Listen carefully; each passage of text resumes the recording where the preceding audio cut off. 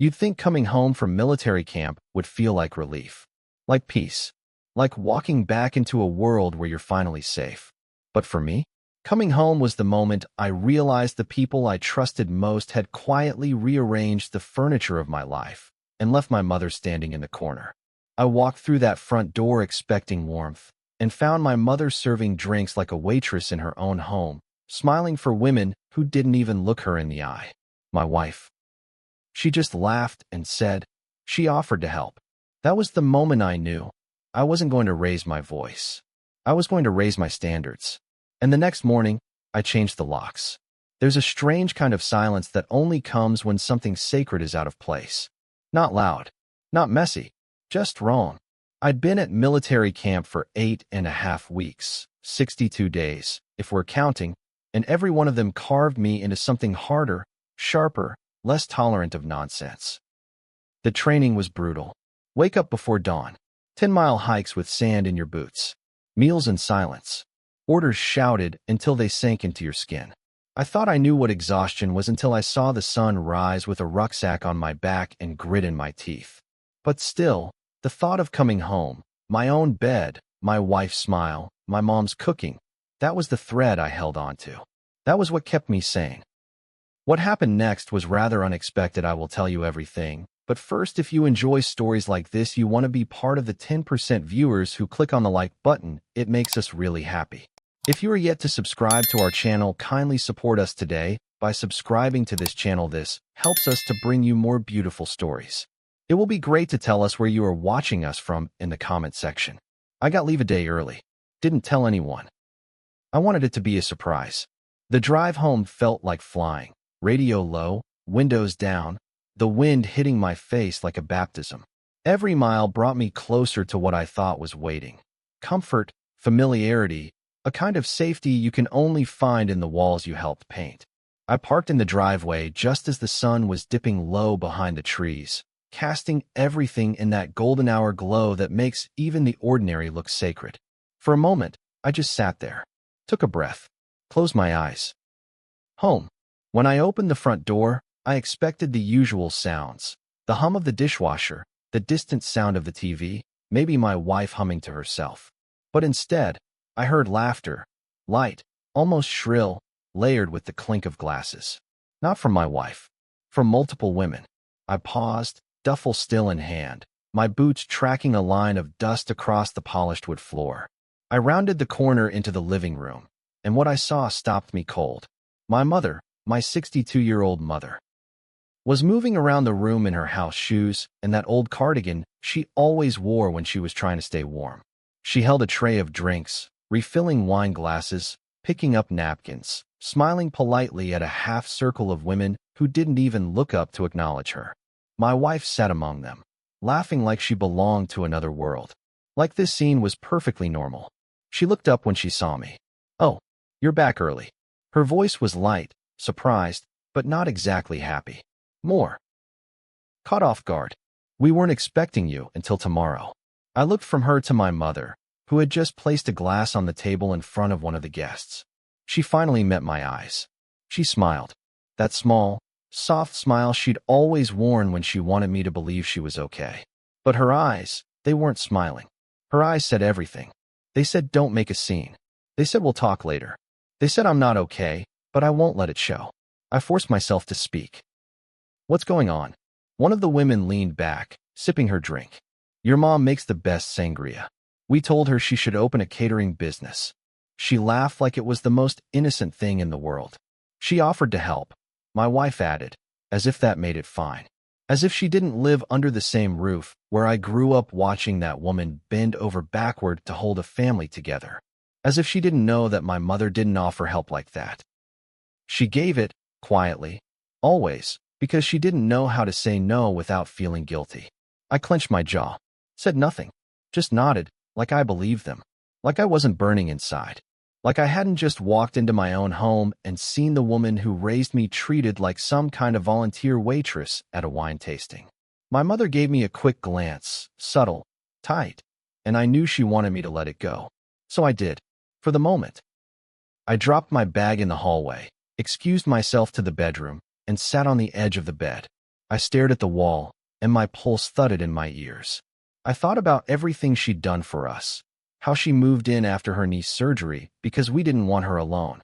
How she cooked meals while my wife worked late. How she folded our laundry and dusted windowsills and made our house feel like a home. And now, here she was, reduced to the background. My wife didn't even introduce her. Didn't even say thank you. That was the moment I knew something had shifted. Maybe it had been happening slowly. Maybe I just hadn't seen it until the contrast was that sharp. But the woman I married, the woman I thought respected me, respected us, had let my mother serve drinks to her friends without blinking. And my mom, with all her grace and quiet pride, had let it happen because she didn't want to be rude. I didn't say anything that night. I didn't bring it up over dinner. I didn't pull my wife aside. I kissed my mother on the forehead before she went to bed, held it a little longer than usual, and whispered, "I saw everything." She didn't respond, just nodded once, like she'd been waiting for someone to finally notice. The next morning, I changed the locks. My mother was already awake when I got up. That wasn't new. She always rose early. But the way she moved that morning was different. Too quiet, too measured, like she didn't want to be seen. I found her in the kitchen, humming softly while slicing fruit, the kind of task she used to do when I was a kid and couldn't sleep. She looked up with that practiced smile again, the one she wore like armor. "You want breakfast?" she asked, already plating pieces of mango and strawberries like nothing had happened. I stood there, watching her hands. "Let's go for a drive," I said. She blinked, paused, then nodded. We didn't talk for most of the ride. I think she was waiting for me to say something. I think I was too. The silence wasn't tense. It was tired. The kind of quiet that settles between people who have too much to say and no energy to dig into the roots of it. I took the long road out toward the lake, the one we used to drive after her checkups, back when she was recovering. She stared out the window, her hands folded in her lap like a guest in her own life. I tightened my grip on the steering wheel and finally said it. "You don't serve people in your own house." She didn't flinch, just exhaled. "It's not my house," she said.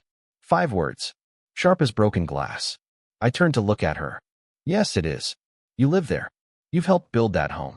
You've taken care of it while I've been gone." She shook her head slowly. "It's her house now. I'm just staying in it." That did something to me, twisted something deep in my chest, because I realized she wasn't just hurt. She believed it. She believed she had no right to boundaries. And that wasn't something my wife created. That was something life had beaten into her over decades of shrinking herself for the comfort of others. I pulled into the parking lot by the lake and turned off the engine. "She disrespected you," I said, and I let it happen. My mother looked at me, her eyes soft but tired. "You were tired. You just got home." I didn't want to make it worse. I leaned forward, resting my arms on the steering wheel. "You didn't make it worse. They did. And I'm not going to pretend it's fine." She didn't respond, just looked out at the lake. "After a while," she said, "I've spent so much of my life trying not to be a burden, I forgot what it looks like to be honored." That broke something in me, because I realized my silence, the silence I had justified as patience, as control, was the same kind that allowed women like her to be erased in their own homes. My mother had poured herself into my life, and when the roles reversed, she expected invisibility. And that expectation wasn't humility. It was damage. And I was done letting it fester. I reached over and took her hand. "You will never be treated like that again. Not under my roof." Her eyes met mine. No smile this time. Just a quiet, tearful nod. We didn't say anything else. We didn't need to. The drive back was even quieter, but it wasn't heavy anymore. It was clear.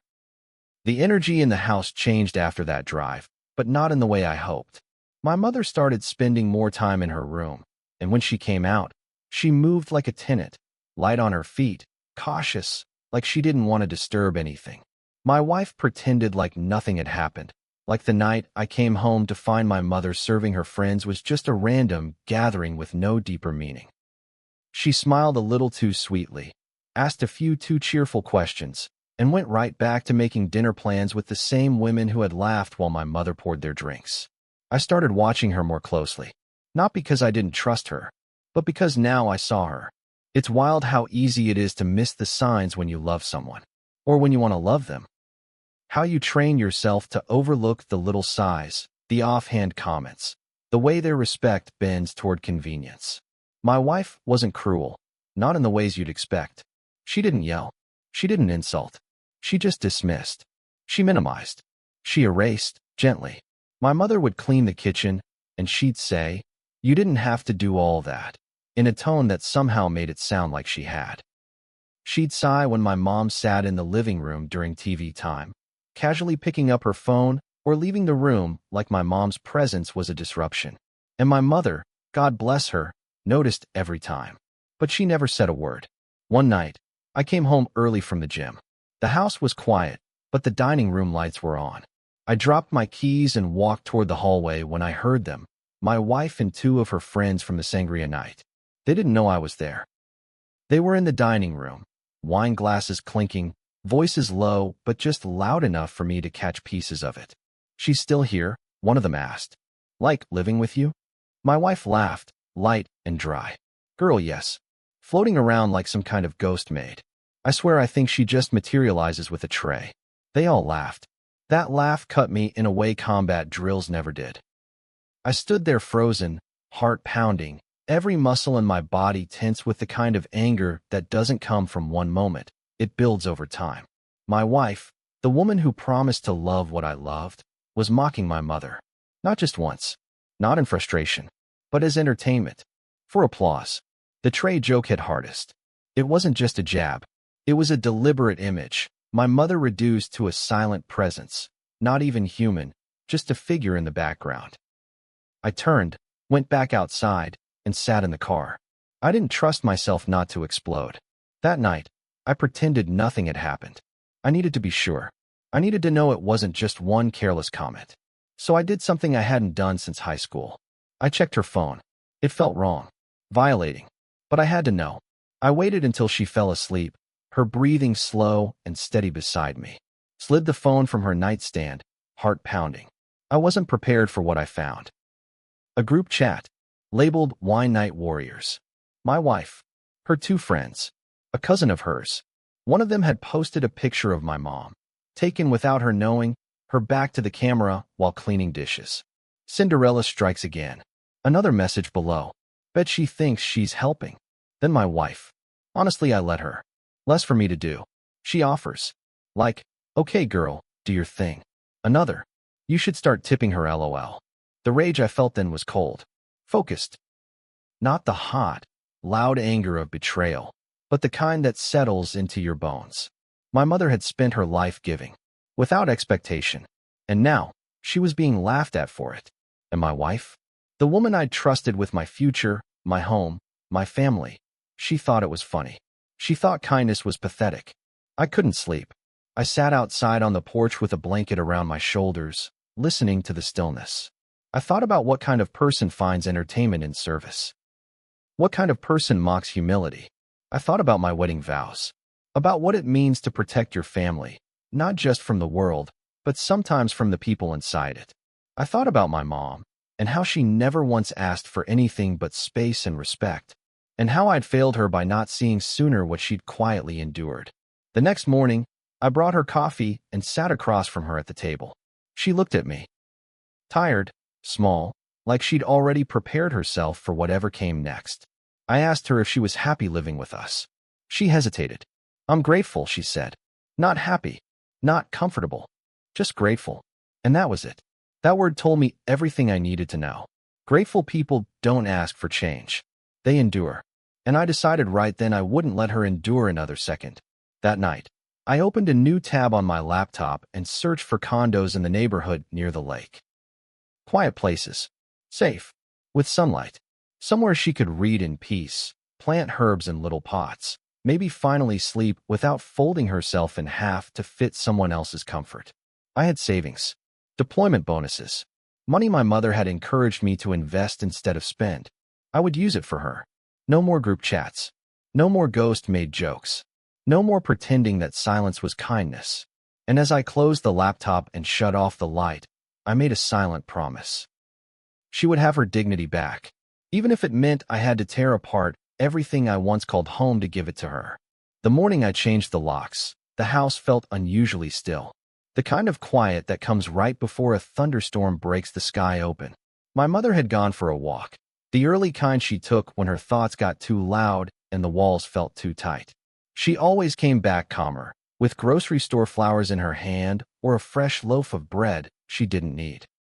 I watched her go from the porch, my keys tight in my fist, knowing what I was about to do couldn't be undone. I wasn't angry anymore. Anger had passed.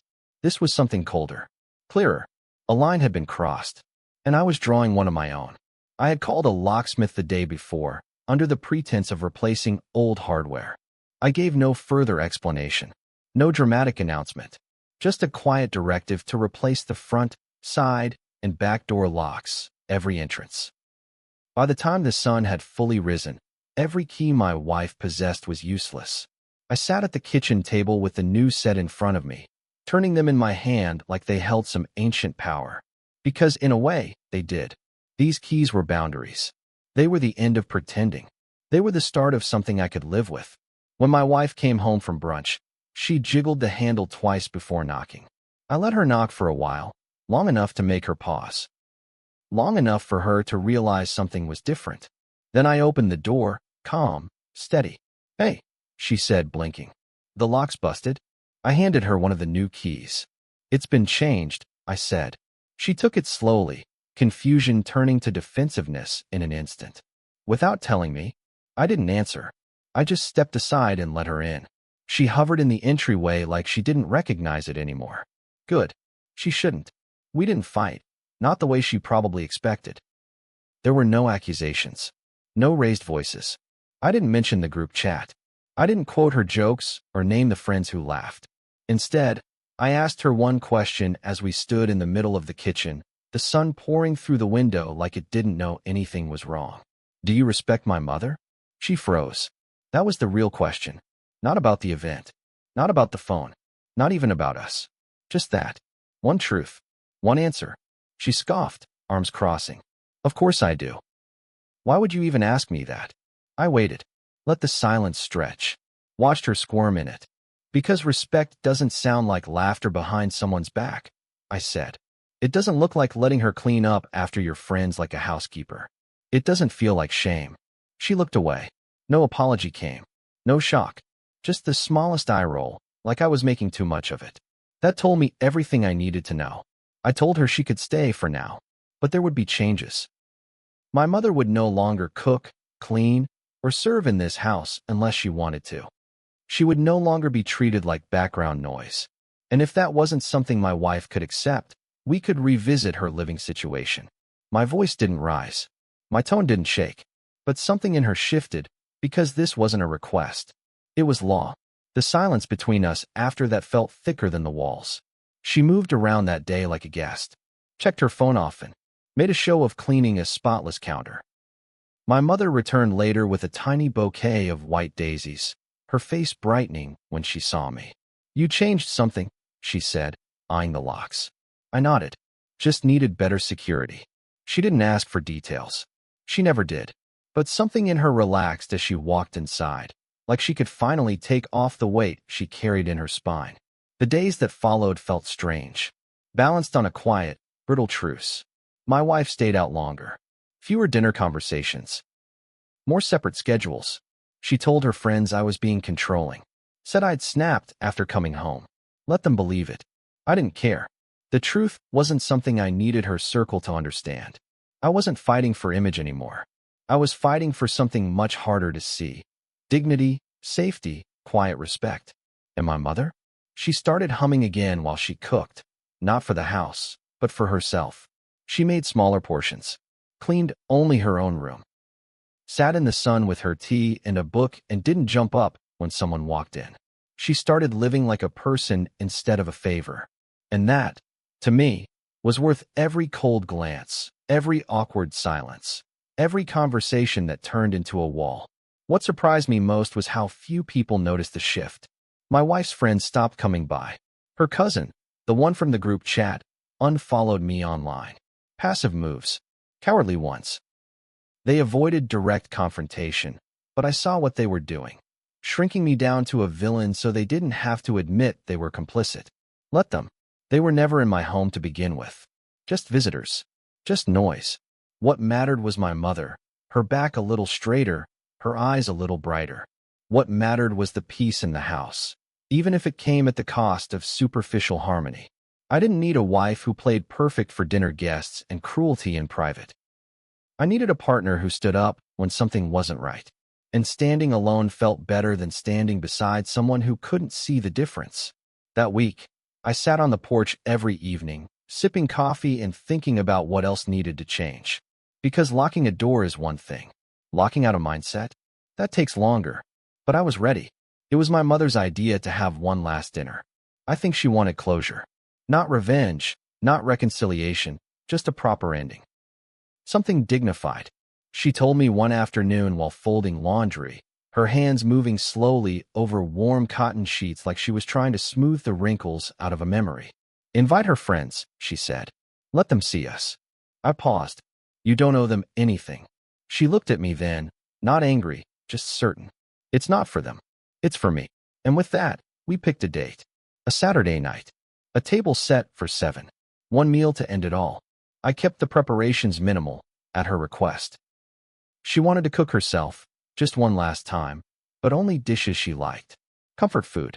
No sangria. No tray passing. No heels.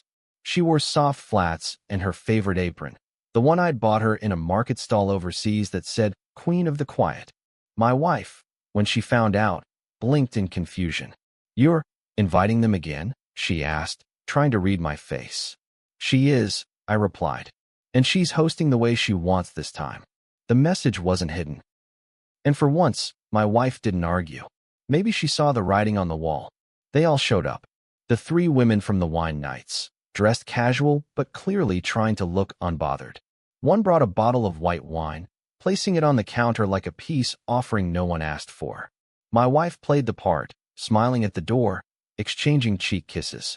But her eyes darted to me now and then, unsure. Nervous. I didn't smile. I didn't scowl. I just watched. I wanted her to feel what it was like to be observed without warmth. Not cruelty, just clarity. Dinner was simple. Herb roasted chicken, potatoes with rosemary, a big green salad. My mother moved confidently, plating everything in the kitchen, bringing it out with quiet grace. No one offered to help this time. They watched her like a show they couldn't pause, unsure of what part they were playing. My wife tried to make small talk. These smell amazing, Mrs. Talbot, she said, her voice brittle around the edges. My mother nodded. Thank you. I make them for people I care about. The words landed like a glass on tile, sharp, sudden, unmistakable. The meal itself was quiet, tense in that way where people are too polite to address the elephant, even as it steps across the table. One of the friends brought up a TV show. Another asked if I'd be deployed again soon. But no one mentioned the group chat. No one said Cinderella. Still, I could feel it hovering in the silence, echoing off the wine glasses. My mother ate slowly, savoring each bite like she was carving this night into her memory for good. And when the plates were cleared, she stood up, wiping her hands gently on her apron, and said, I'd like to say something. Every eye turned to her. I stayed still, letting her speak. She didn't raise her voice. She didn't cry. She just told the truth. I moved into this house after my surgery, thinking it would be temporary. I didn't want to intrude. I didn't want to be in the way. But I helped because I love my son. Because service is how I show love. I realize now that my love was mistaken for duty, for obligation. And instead of being honored, I was observed. She glanced around the table. No accusations. No names. Just that same grace she always carried, now edged with steel. Some of you thought it was funny. To see me cleaning. To see me quiet. Maybe you thought I didn't notice. I did. I noticed every whisper, every glance, every laugh. And I stayed quiet, not because I was weak, but because I was raised not to embarrass others. That was my mistake. Her gaze landed on my wife, just briefly. But I won't make that mistake again. The room was stone silent. One of the friends cleared her throat, but said nothing. My wife looked down at her plate. And I felt something inside me settle. Like watching a flag raised over a battlefield once the smoke clears. My mother sat back down, poured herself a glass of water, and sipped it like she'd just completed a sermon. No drama. Just truth. After dessert, store-bought cake. Because my mother was done baking for those who didn't appreciate it, the guests left quickly. No lingering hugs. No fake compliments. My wife lingered at the door, watching them go, her face pale. "You blindsided them," she muttered. I didn't answer. She turned to me. "And me?" I tilted my head. "You read the chat." I didn't have to say anything. That shut her up. Later that night, she came into the guest room where I'd been sleeping for 2 weeks. She stood in the doorway like a ghost, arms wrapped around herself. "Do you still love me?" she asked. And I realized something then I didn't know. Because love without respect rots. It turns into obligation, into silence, into the kind of partnership where one person eats while the other clears their plate in the shadows. "I don't know," I told her, and I meant it. She left the room without another word. I didn't follow. My mother, meanwhile, was asleep already, door shut, light off. And for the first time in months, her face looked peaceful, like she finally believed she was safe. The morning after the dinner felt different. Not lighter, exactly, but settled. Like the dust had finally landed, and we could see the room clearly again. The air didn't feel charged anymore. It was just still. My wife moved around the house quietly, avoiding me and my mother both. She didn't make breakfast. Didn't ask how I slept. Just existed in the background, like she'd been stripped of the mask she used to wear so easily. And honestly, I didn't care, because I wasn't focused on her anymore. My eyes were on the woman who had spent months being invisible, now finally taking up space again. My mother sat in the sunroom that morning, her legs curled beneath her, a book resting open in her lap. But she wasn't reading. She was just sitting, letting the light hit her face. The smile she wore wasn't big or performative. It was small, tired, but real. Like she'd just come through a storm and realized she was still standing. I brought her tea without saying a word, and she looked up at me with eyes that no longer held apology. That was new, and I didn't realize how much I needed to see it until I did. We didn't talk about the dinner right away. We didn't need to. It hung between us, not like a wound, but like a closed book, read, understood, and now put back on the shelf. Instead, she told me about the condo she'd been looking at. "It's near the lake," she said, voice light. "Second floor. Has a little balcony. Enough space for my plants." She paused. "And peace." I nodded, heart twisting in that painful, proud way. "You deserve that," I said. She smiled again. I know. It hit me then. She was leaving. Not because she was unwanted. Not because she'd been pushed out. But because she'd finally been seen. And now she could go with her head high, not bowed. I'd spent so long imagining her staying, helping, being part of our daily rhythm. But now I realized that wasn't fair. She didn't owe me her presence, her service, her quiet sacrifices. What she owed herself was everything she'd denied for the sake of others. And I wanted her to have it. That evening, I came home to find my wife sitting on the edge of the bed, suitcase open beside her. She looked up, eyes red. "Are we done?" she asked. Not angry, just hollow, like she already knew the answer. I sat beside her, not too close. "I think we've been done for a while," I said. "We just didn't say it." She nodded, biting her lip. "I didn't mean to hurt her," she whispered. "I didn't even think." I cut her off gently. "That's the problem. You didn't think. You didn't see her. Not as a person, just as background. We didn't fight. There was nothing left to fight about." I helped her carry the suitcase to the car. She didn't hug me. I didn't ask for one. She got in, started the engine, and paused before pulling out. "Do you think we could have fixed it?" she asked through the window. I met her eyes. "Maybe, but we would have had to care enough to try before it broke." She gave a small nod. "I hope she finds peace." Then she drove off, and I didn't watch her go. I turned around and walked back into my home. That night, my mother made dinner for the two of us. Nothing fancy, just soup and toast.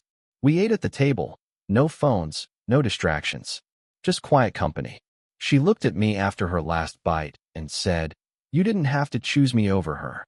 I shook my head. I didn't. I chose respect over pretending, and you were the one person in this house who always gave it. She reached out and squeezed my hand. "Thank you," she said. "Not just for that moment. For all of it. For seeing her.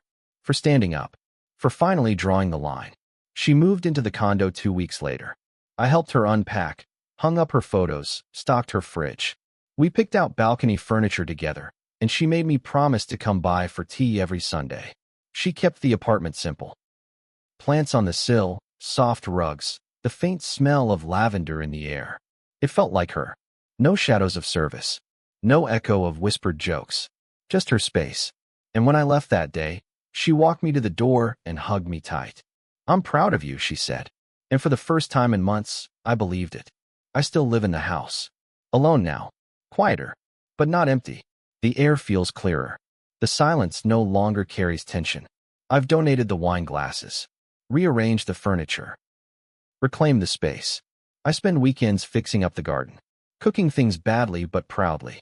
I talk to my mother every day, and I never forget the way her eyes looked that morning in the sunroom. Like peace had finally found her. Like love didn't have to come with shame. Some people will say I overreacted, that I ruined a marriage over a few offhand jokes. But those people don't understand what it means to watch someone you love disappear by degrees. To hear them talked about like they're invisible. To feel their pain and know you once helped cause it by staying silent. I won't make that mistake again. My mother didn't raise me to. I chose to honor the woman who never asked to be honored. And in doing so, I finally honored myself. If you've ever had to draw a line between love and respect, between silence and truth, then tell me, what would you have done? Like if this story struck a chord, comment your thoughts below, and subscribe for more stories that stand up for the ones too often overlooked.